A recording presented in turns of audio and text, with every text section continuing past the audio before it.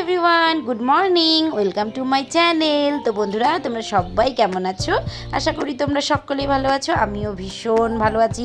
তো চলে আসলাম সকাল সকাল আবার একটি ছোট্ট ব্লগ নিয়ে। ওই যে সেই আমাদের একটাই ঘর, সেটা হলো আমাদের রান্নাঘর। বিয়ের পরে মেয়েরা কিন্তু শ্বশুরবাড়ির থেকে একটা ভালো গিফট পায়, সেটা হলো একটা বড় সড়ো রান্নাঘর।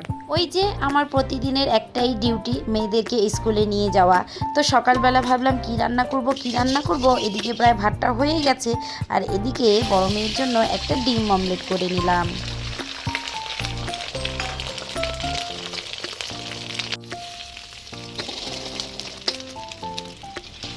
জানো তো, সকাল সকাল না এরকম গরম গরম ডিম ভাজা খেতে কিন্তু ভীষণ ভালো লাগে।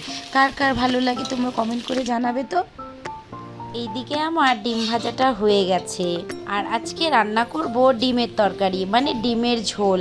ডিম আলুটা আমি ভাতের মধ্যেই সিদ্ধ দিয়েছিলাম। অনেকে ডিমটা ভাতের মধ্যে সিদ্ধ দেয় না, কারণ অনেকেই পছন্দ করে না, কিন্তু আমরা প্রায়ই দেই। আর এদিকে করলা ভাজা করব। আর ওই যে হয়ে গেল এদিকে আমার মেয়ের জন্য ফেভারিট ভেন্ডি ডাল সিদ্ধ। এটা খেয়ে আর একটা ডিম অমলেট খেয়ে আমার মেয়ে আজকে স্কুলে যাবে। আর এদিকে আমি প্রায় এদিকে করলা আর আলু ভাজাটা বসিয়ে দিলাম। আর এখন আমার চাটা হয়েই গেছে, আর এদিকে তার সাথে মেয়ের ভাত আর ডিমটাও আমার বাড়া হয়ে গেছে, আর ওকে দিয়ে দিব ডাল সেদ্ধ। এদিকে প্রায় আমার বড় মেয়ে একদম রেডি, আর ও একা হাতেই খাওয়া দাওয়া করে নিচ্ছে। তো ওকে স্কুলে দিয়ে এসে আমাকে এই সব কাজগুলো করতে হয়। তো ওকে সব স্কুলে দিয়ে আসলাম, দিয়ে আসার পরে এখন আমি ডিমগুলো ভালো করে ছুলে নিচ্ছি।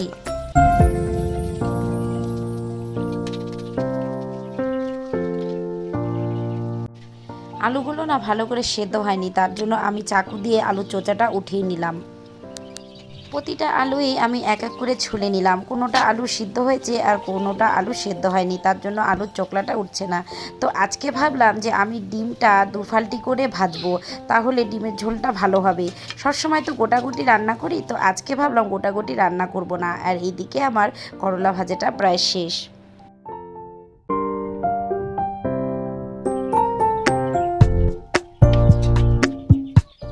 জানো তো, আগে যখন আমার মা এরকম করে ডিম ভাজতো না, ডিমের গন্ধটা এত ভালো লাগতো, আর না খেতে ইচ্ছে করতো। মার কাছে চাইতাম, মা না দিত না।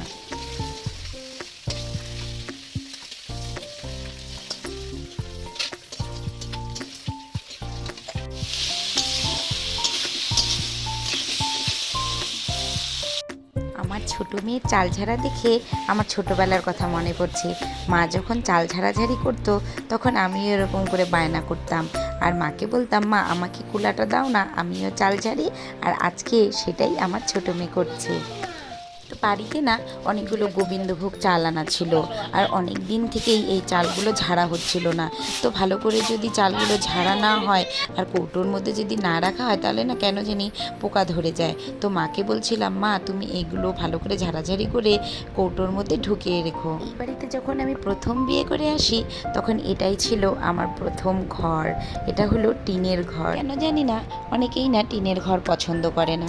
আচ্ছা, টিনের ঘর থাকাটা কি খারাপ? আমাকে না সবাই প্রশ্ন করতো, তুমি অত বড় বাড়ির মেয়ে, তোমাদের এত বড় পাকা বাড়ি ঘর, তুমি ওখান থেকে এসে এখানে থাকবে বা এই টিনের ঘরে থাকবে কীরকম করে? সব কিছুই হলো ভালোবাসা। আমি যেখানেই থাকি না কেন, যে পরিবেশেই থাকি না কেন, সেই পরিবেশটাকে প্রথমে আমাকে ভালোবাসতে হবে।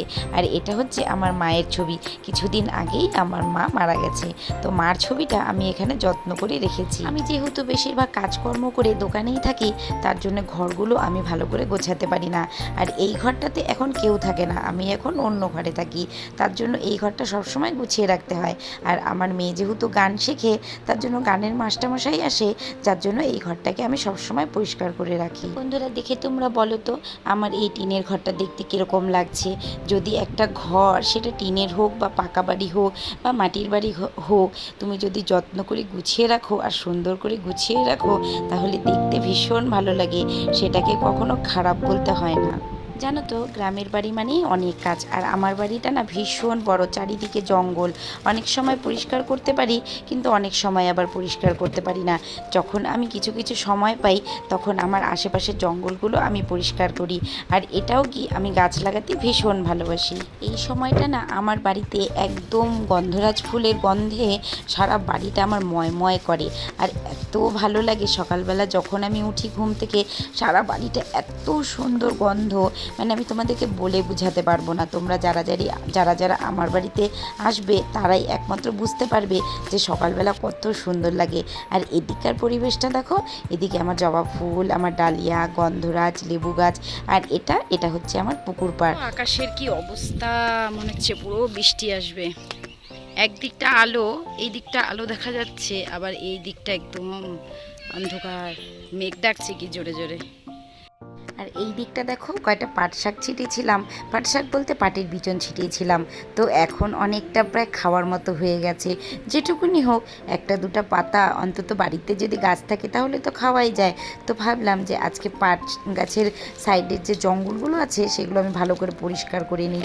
না হলে কি হয় বলো তো, পাট গাছগুলো না ভালো করে বড় হতে চায় না।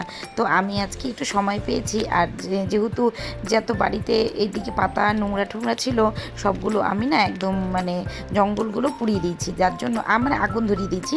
তো ভাবছি যে বসে বসে এই কটাও পরিষ্কার করে নিই। জানো তো, প্রায় বর্ষাকাল কিন্তু চলেই আসছে, আর বর্ষাকাল মানে আমাদের বাড়ি যত রাজ্যের জঙ্গল হবে। আর এই জঙ্গলগুলো যদি আমি এখন ভালো করে পরিষ্কার না করি তাহলে হবে আমাদের বাড়িতে প্রচুর পরিমাণে যোগ, আর যোগকে আমি ভীষণ ভয় পাই। আর আমার মেয়েরা এদিকে জঙ্গলে হাঁটাহাঁটি করবে, কখন যোগ লাগবে আর আমি দেখতেও পারবো না, তার জন্যই এগুলো আমি সব পরিষ্কার করে নিচ্ছি। তো বন্ধুরা, আমার এই ছোট্ট ব্লগটি তোমাদের কীরকম লাগলো? যদি ভালো লেগে থাকে তাহলে অবশ্যই লাইক কমেন্ট শেয়ার করবে। তার সাথে আমাকে প্রচুর সাপোর্ট করতে হবে, প্রচুর ভালোবাসা দিতে হবে, আর আমার পাশে থাকতে হবে। তো আজকের জন্য ব্লগটা এখানেই শেষ করছি। টাটা।